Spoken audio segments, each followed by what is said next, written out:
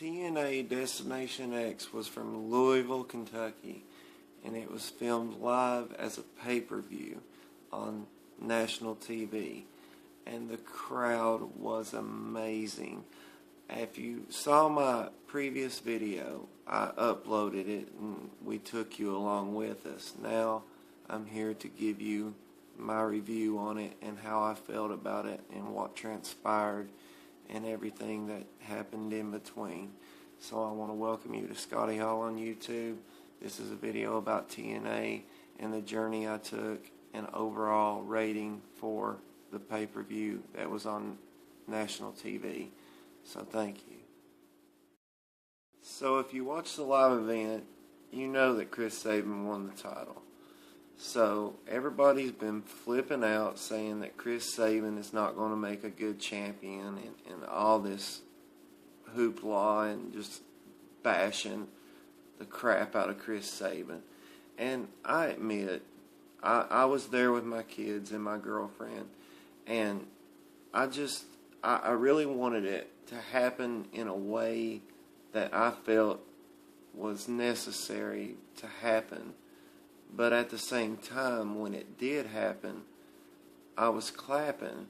But after about a minute of clapping or 2 minutes of clapping and he walks back to the exit, I'm like, where is it going from here? Because he shouldn't have taken it from Bully Ray. I understand the story of him being injured and everything, but honestly, he may make a good champion, but I'm not too sure about it, because the only thing I can figure is that it was the karma from Bully Ray hitting Jeff Hardy with the hammer to win the title, and it came back on Bully Ray with Chris Sabin hitting him with the hammer, because nobody would have believed it if he did not cheat to win, because Chris Sabin's obviously not going to beat Bully Ray. Bully Ray is too big. He's just a phenomenal heavyweight. He really is a good heel. Probably the best heel in the last 20 years.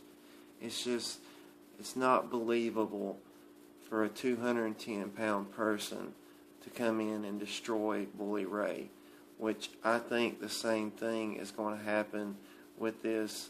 Just what's going to happen here is the fact that you now have a guy that's tenured in T.N.A. He's been there for 10, 11 years, and not to say he doesn't deserve the title, but in the end he had to cheat to win. So I don't know where they're going with it, or I actually know where they're going with it because I've already seen what happened, because T.N.A. filmed another show while next week's Impact while they were there. So I already know what's going to happen. So I would suggest to anybody watching this video, they need to watch next week's Impact, because it's kind of a twist to it. But at the same time, it's like you still wondering why Chris Sabin has the title. I mean, where are they going to go from here? So, I mean, I'm not going to give it away. All I'm going to tell you is that you need to watch Impact next week, because it really sets the tone for what's going to happen in the next couple of weeks. Having said that, after last week's Impacts, the first 2 hours before they started filming next week's show, because they go 1 week live and 1 week recorded at the same venue, but it's recorded. But so the kids and I and my girlfriend had 4 hours of wrestling, 2 hours which were live. So next week is live to us, but it's recorded to you. But at the same time, I have my 2 sons. They're clapping and having a great time, grand time. They just keep asking, when is Jeff Hardy coming out? I want to see Jeff Hardy, Daddy. When's Jeff Hardy coming out? I said, son, we have to watch the show. We got to watch the show. Jeff Hardy just doesn't walk out and wrestle and then we leave. It doesn't happen that way. We got to watch all the storylines before we get to see Jeff Hardy. And he says, okay. So I go to my girlfriend goes to the stand. She buys the Jeff Hardy wrist things for both of them. And my youngest son is 6 and my oldest son is 7. So she gets back with them, and she's putting them on them and everything. And we're watching the new show that's next week. And my oldest son looks up at me and says, Daddy, why does it look like they're hitting each other? Why does T.N.A. really look like they're punching each other? I said, Bubby, because it has a higher rating than Raw. Raw is made for you guys, and T.N.A. is made for us. He said, it's made for you. And I said, us as grown-ups. There's more edgy things on it than what Raw has, because T.N.A. has a higher rating. You'll see blood, you'll see, chair shots and everything. And he says, it looks like they're really punching each other. I said, son, because it's real wrestling. It's what wrestling's supposed to be. And T.N.A. is what wrestling's supposed to be. And WWE is made for you guys. And my youngest son was walking around after we went out, leaving the Impact Zone. I mean, not the Impact Zone, but the venue. And he says, Daddy, how come it looks like it's hardcore? How come they're really, really putting on a show and punching each other? So when they hit each other, sweat flies off of them. Well, he said water, but I told him it was sweat. So, I told him, I said, you got to realize that they're putting on a show. They're actually fighting. It looks like they're fighting for young kids to look up to you and say, why does it look like they're really hitting each other? And these are hardcore WWE fans. My oldest son my youngest son likes Jeff Hardy, and my oldest son likes T.N.A. He likes Bobby Roode, but they don't really like T.N.A. But they left T.N.A. fans, so that we went and bought them Jeff Hardy dolls and everything. So, for them to be as hardcore WWE as they are, to leave T.N.A. fans, that's amazing to me. That goes to show that even they know what real wrestling is.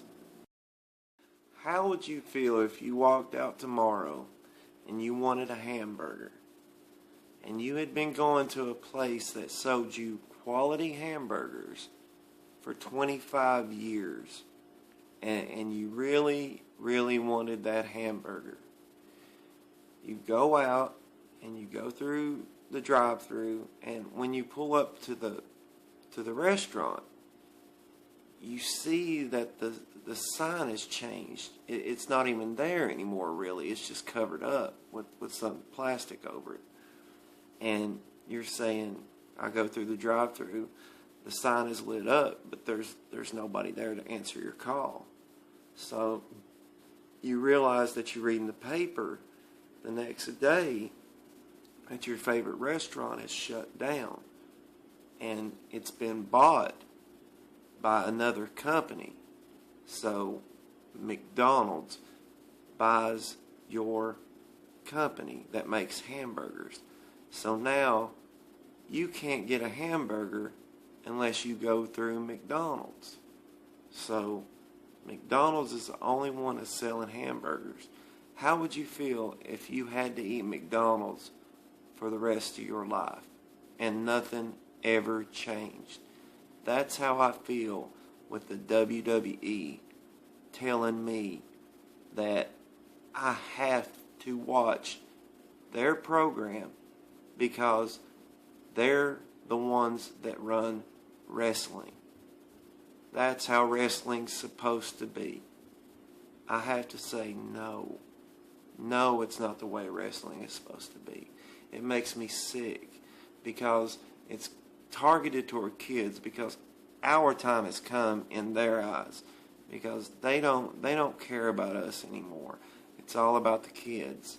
But honestly, if you think that we're going to go eat that same hamburger every day for the rest of our lives, then you have to be just insane to think that that's the only place that you can eat at.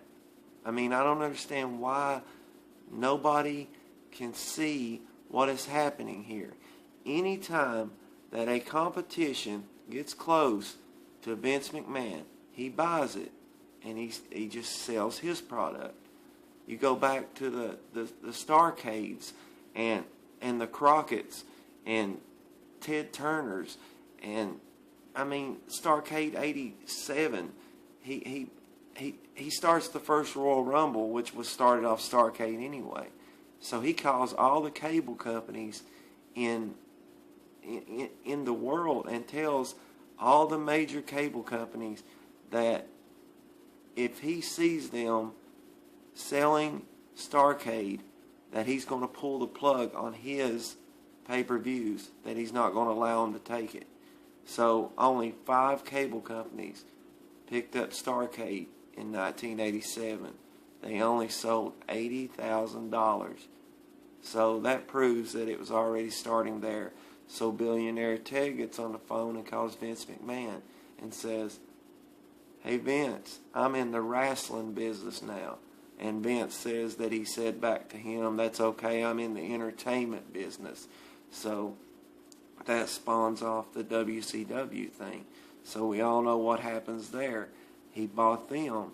So I don't understand why that every time a company gets close to coming to fists with Vince McMahon, that he has to put them out of business. And I know money talks and everything, but there's a reason that he wants to keep all of them quiet. He wants to be the king of wrestling. And he is. He's got a 3-hour show with crap on it.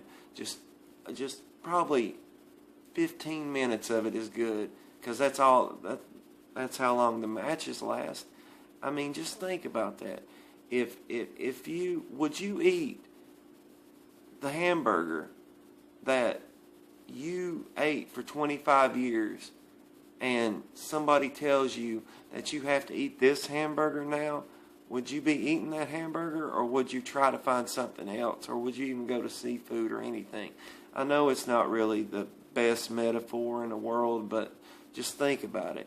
If you walk up to a place that you went to for all time and you find out that this other hamburger place has bought it and their hamburgers are not as good, but they're going to force feed them to you, so now you can't eat the hamburger that you loved, which was WCW.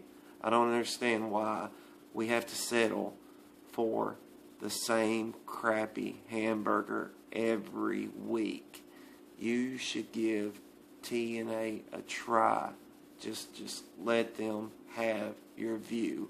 Please, I ask of you, just give it a chance, because how many times have you sat there and thought about it and said, I cannot watch this anymore.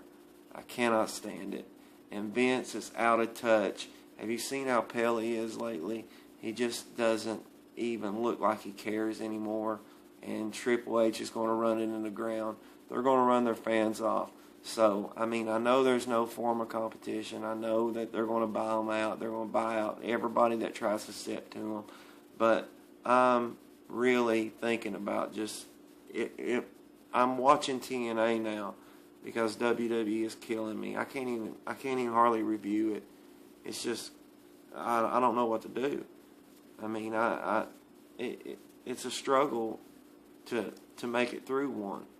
I mean, they went to 3 hours when they didn't need to, and all they care about is their apps and everything else. I don't know what to do. I just really wish that, something would come along and make us hungry again and make us want to buy the hamburger. So this year in March, I took in a Raw, and in this year, in July, I've taken in a T.N.A. The Raw was okay, but the T.N.A. was amazing. The Raw had 10 to 11,000 people. the T.N.A. had 6,000 people. The Raw was less loud than the 6,000 people in Louisville, Kentucky. And the fans really got behind the wrestlers and shouted T.N.A. If anybody watched that show, lie to me and tell me that the crowd was not amazing, that the crowd was probably not the loudest crowd you have heard at a T.N.A. event in 6 months, if the crowd wasn't the biggest, because we care about wrestling. It was just a great night in professional wrestling. It was 6,000 people banding together, saying that we're sick and tired of the same old crap. I don't care if it's 85-year-old wrestlers or whatever. That was the people that made wrestling what it is. And it's just that, why do they hang on to it, and why do they keep doing it if they don't co-sign to what they are doing?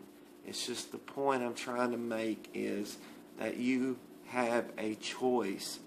Do not eat that crappy hamburger every week and have it shoved down your throat just because a man has more money than any of us and going to tell us that that's the only thing to watch. It is not the only thing to watch. Real wrestling matters.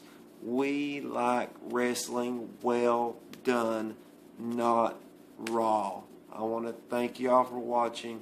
Remember, we all have a video camera, we all have internet, and we all have an opinion.